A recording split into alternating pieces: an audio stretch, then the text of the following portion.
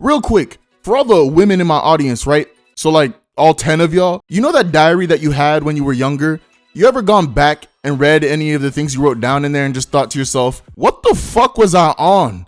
That's how I feel whenever I look back at the stuff I have written down for these random thoughts videos. Like I remember a few weeks ago, I was just sitting in my boring ass poetry class and I started thinking to myself, how does a pastor feel when he says, all rise, and he's looking the disabled person in a wheelchair dead in the eyes? I started chuckling to myself and then wrote it down. There's no reason for that to cross my mind at 1 in the afternoon on a Tuesday. Now to get into the video. Have y'all seen that scientific estimate that Abraham Lincoln's IQ was probably over 140? If you have, I'm here to say that is a damn lie. Cause think about it. How smart could this nigga really be if he had just freed the slaves and he just sitting in a movie theater with his wife with no security around him?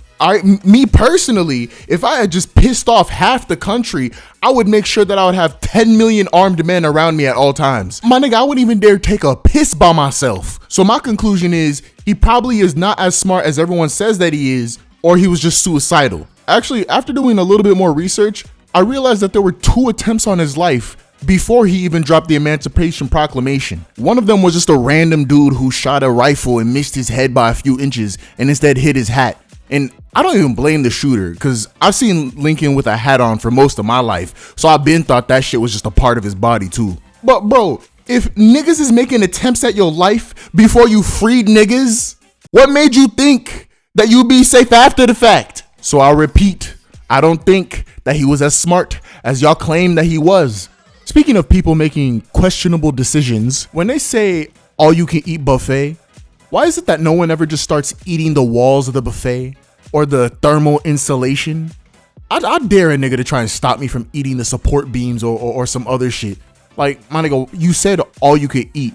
Why are you trying to stop me from eating the glass that is protecting the food? This is false advertisement, honestly. Like, this feels like grounds to sue. With the increased use of AI voices, I gotta ask, how the hell are they gonna mimic XQC's voice? I need the production company that animated Chainsaw Man to animate an entire hentai. Please!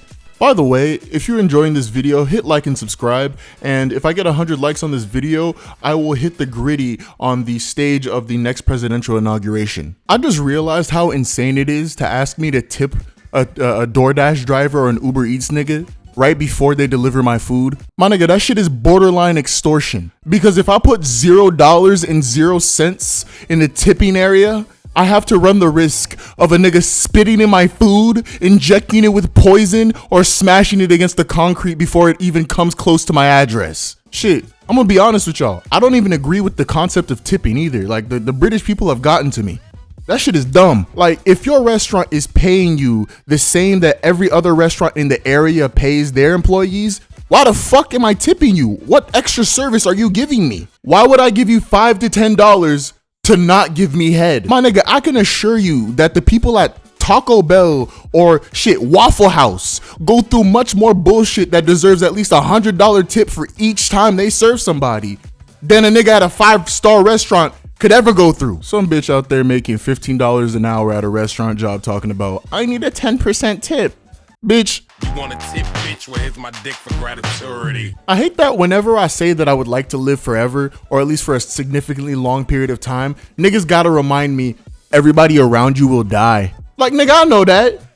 But who the fuck told you to bring that depressing ass shit towards me? I am mentally in my own little world thinking about how I'm gonna see shit in 3080 and you in here talking about death, death, death, death. Shut up. So if you are a part of any sect of the Christian religion, you know about the concept of confession. For those of you who don't know, it's just when you go into a room with a priest and there's a wall in between you guys and you tell him what you did wrong in the week or the month. So back when I used to do it, I used to tell the pastor like, hey, I took something from the store, or maybe I disobeyed my parents or something like that, right? And I knew the nigga couldn't see me because of the wall, but I never wanted to go past a certain point. Cause what do I look like as a 16-year-old telling the pastor that I beat my meat to a harem hentai 5 times in one day? Like, I wouldn't blame him if he just came out from behind the wall and smacked the shit out of me. Like, what the fuck is wrong with you? But my question here is, at what point does the pastor just stop everything and say, hold on, I need to get the police involved. For example, right? There are over 20,000 murders committed every year in America alone. You don't think that at least one of the dummies who participated in that wouldn't go to a pastor and confess, thinking that God might spare them? Also, me personally, if I was God and I had a nigga begging for forgiveness after doing some dumb shit like that, I'd strike him down where he stands with 10 billion laser guns and lightning from my eyeballs. But there's something that I do have to realize. Priests are very good at keeping secrets.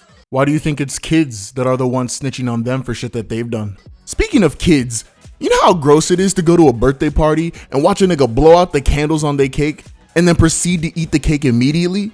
It's not even as bad as when you get older, but when you're still in elementary school and even middle school, some niggas blow out the candles like this. And because niggas don't really be brushing or flossing their teeth at that age, they probably spitting out some newborn pathogens or whatever else they had for dinner last night onto the cake. So in conclusion, stop eating birthday cakes.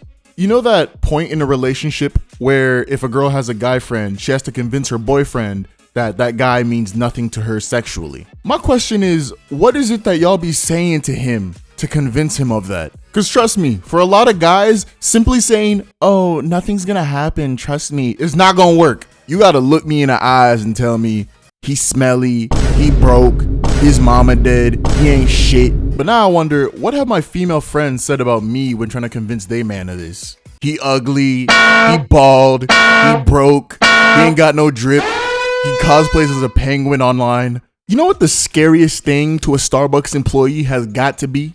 It's not some shit like having to spell the name of some African guy like... No,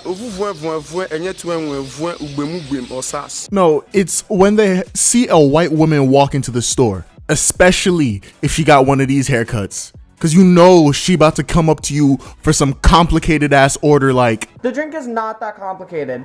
It's just a Trento cold brew with 10 pumps of vanilla, 5 pumps of caramel syrup, 5 pumps of classic syrup, 5 pumps of caramel sauce, 5 pumps of white mocha, with whole milk, light coconut milk, light heavy cream, light cinnamon dolce top, light vanilla powder, extra cream, 5 sweet and low, light ice, 10 stevia, 5 Splenda, 10 sugar, light dark chocolate girls, extra almond milk, extra sweet cream, and extra whip. And don't you dare get the type of milk that she asked for wrong, or else she will get your ass fired. Okay, bye.